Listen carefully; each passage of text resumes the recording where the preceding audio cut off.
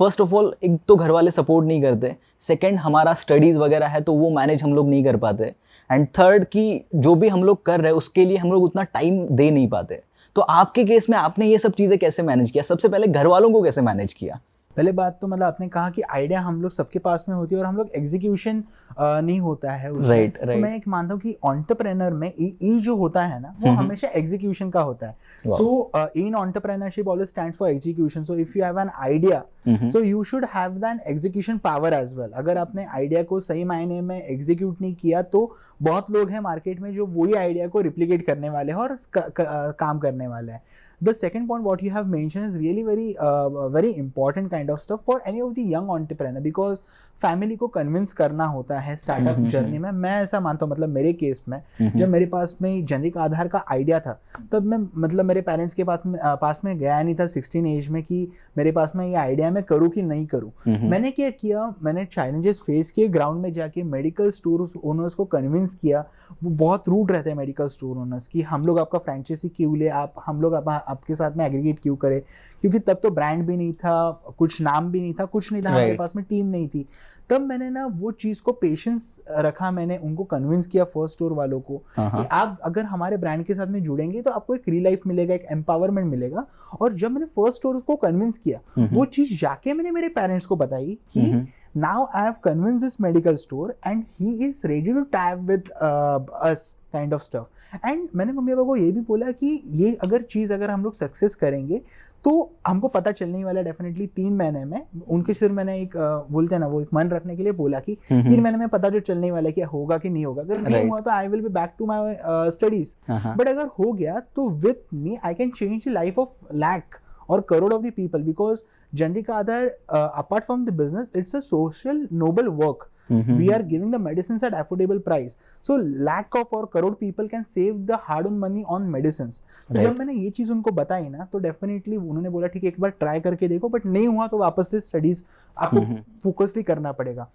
तो वहाँ से वो चीज़ की शुरुआत हुई काइंड ऑफ स्टफ। राइट। तो गाइज यहाँ पे मैं भी आप लोगों से यही चीज़ हमेशा कहता हूँ कि जैसे अर्जुन सर ने अभी बताया कि आपके दिमाग में जो भी है, जो भी आपको करना है, तो आई बिलीव कि यार आप उसको कर दो। घर वाले क्या सोचेंगे या फिर बाहर वाले क्या सोचेंगे इसके बारे में अगर आप सोचने लगे तो वो चीज़ कभी नहीं होने वाली। और जब तक आप घर वालों को कन्विंस करने के लिए वो चीज़ कर रहे हो ना तो वो नहीं होगा।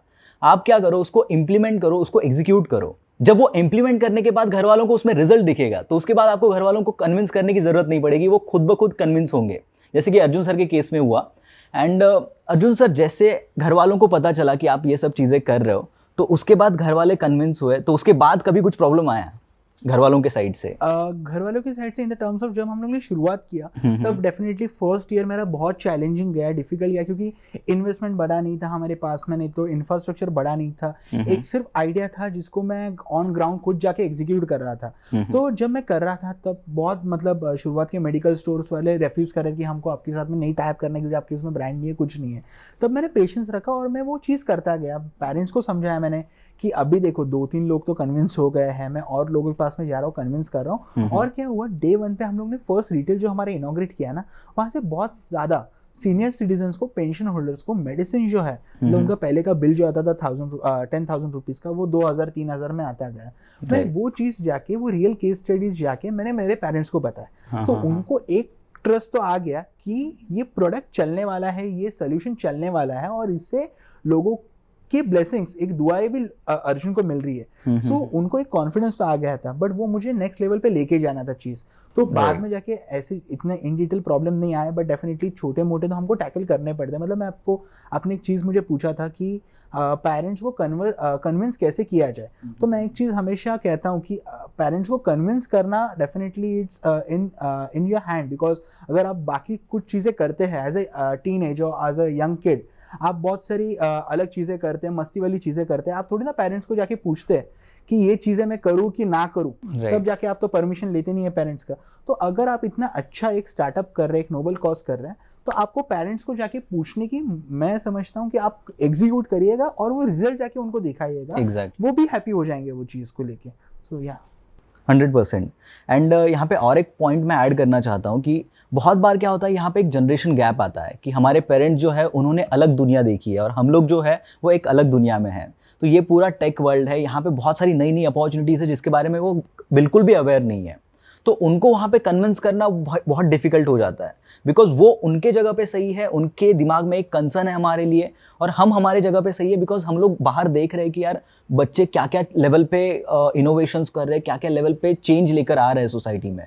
तो वो हमारे दिमाग में है, तो उनको हम लोग तभी कन्विंस कर पाएंगे जब हम उनको कुछ रिजल्ट्स दिखाएंगे, कुछ एक्चुअल नंबर्स उनको दिखाएंगे कि हाँ देखो इतने लोगों के लाइफ में हम लोग कोई वैल्यू ऐड कर पा रहे हैं।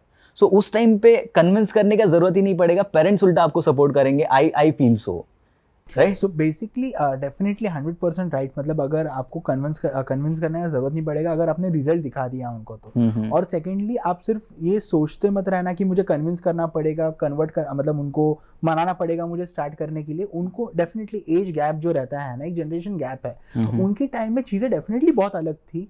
वो हमारे अच्छे के लिए सोचते कि मेरा बेटा उसका टाइम वेस्ट करके एक रिस्क बहुत ज़्यादा ले रहा है कि नहीं ले रहा है। But if we do not take the risk हमको सक्सेस भी नहीं मिलने वाला है। मतलब जितना ज़्यादा बड़ा हमारा चैलेंजेस रहते हैं उतनी बड़ी सक्सेस रहती है इन फ्यूचर।